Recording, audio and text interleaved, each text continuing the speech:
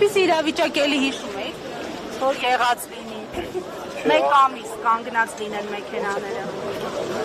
Իհարկե երկար ժամանակ է կանգնած, բայց առաջի անգամ է, որ այսքան երկար պահեցին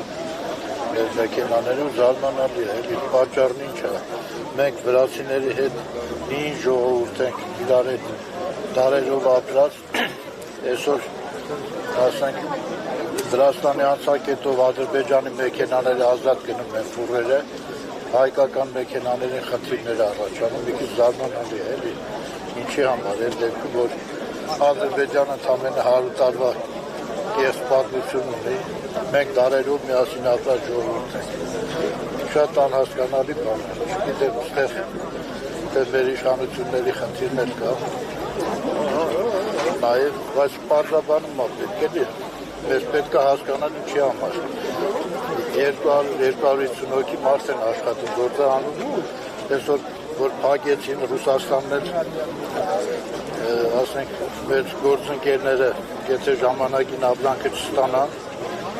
մեր հետ կարող է հարաբերությունները խզել։ Եվ պատկերացրեք մեր վիճակը ինչ է լինելու ամեն մեկը մի տանիք է կարող։ Հասկանալի է, ճոխ անուններով հիմնադրամներ են ստեղծել, խաղաղագործության, չգիտեմ ինչերի, փոխնախարարներ հայտնում այդ մազին, ձեզ հետ խոսելիս ինչ պարզաբանում է տվել հայկական կողմը, այդ հիմնադրամներից օրինակ կապվել են ձեզ հետ։